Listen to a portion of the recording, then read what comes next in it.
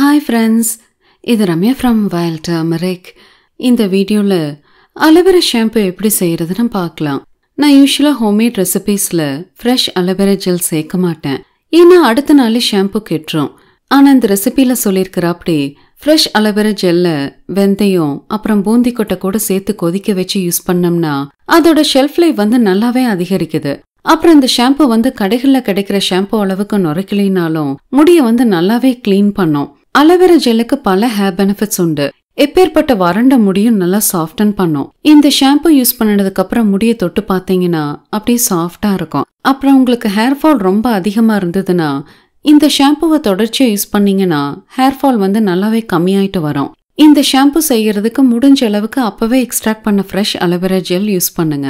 நான் இந்த ஷாம்பூல பூந்தி கொட்டை மட்டும்தான் யூஸ் பண்ணிருக்கேன். ஆனா உங்க வீட்டுல சிகக்காய் இருந்ததுன்னா அதையும் நீங்க கூட சேர்த்துக்கலாம். இப்ப 25 கிராம் பூந்தி கொட்டையை எடுத்து தட்டி அதுக்குள்ள இருக்கிற கருப்பு சீடை அக்டால எடுத்து போட்டுருங்க. இப்படி அவுட்டர் ஷெல்ல பிரேக் பண்றதால ஊற வைக்கும் போது சீக்கிரமா ஊறும். இப்ப தட்டி வச்சிருக்கிற பூந்தி கொட்டையோட அவுட்டர் ஷெல்ல மட்டும் ஒரு பாட்ல எடுத்துக்கங்க. கூட 1.5 டீஸ்பூன் வெந்தயம் சேருங்க. கடைசியா 1.5 கப் தண்ணியும் சேருங்க.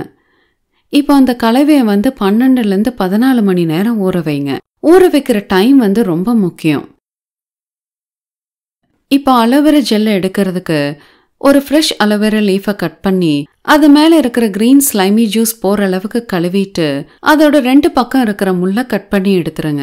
முள்ளை கட் பண்ணி எடுத்ததுக்கு அப்புறம் அந்த லீஃபை 2ஆ கட் பண்ணி உள்ள இருக்கிற ஜெல்லை மட்டும் தனியா எடுத்து வச்சுக்கோங்க. இப்ப எடுத்து ஜெல்ல ஒரு மிக்ஸி ஜார்ல எடுத்து தண்ணி சேர்க்காம நைஸா அரைச்சுக்கங்க. அரைச்ச மிக்சர் இப்படி கட்டி இல்லாம ஸ்மூத்தா இருக்கணும்.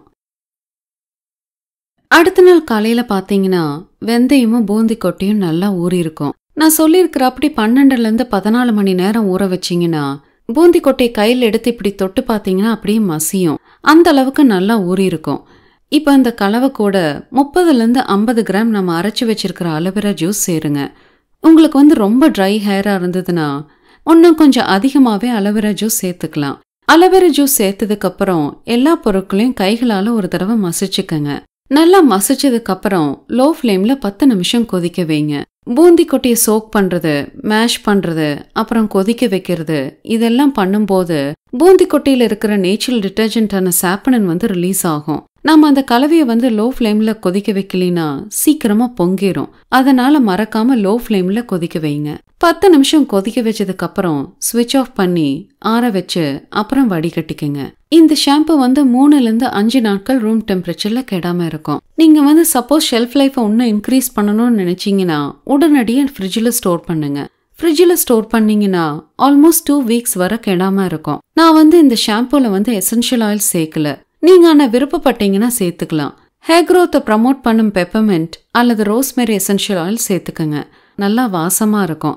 சப்போஸ் உங்களுக்கு ஃப்ரெஷ் அலோவேரா ஜெல் கிடைக்கலைன்னா கடைகள்ல கிடைக்கிற அலோவேரா ஜெல்லை வச்சு கூட இந்த ஷாம்பு பண்ணிக்கலாம். மறக்காம ட்ரை பண்ணி பாருங்க. இந்த வீடியோ உங்களுக்கு பிடிச்சிருக்குன்னு நினைக்கிறேன். இந்த சேனலை சப்போர்ட் பண்ணணும்னு நினைச்சீங்கன்னா இந்த வீடியோவை உங்க ஃப்ரெண்ட்ஸ் கூட ஷேர் பண்ணுங்க.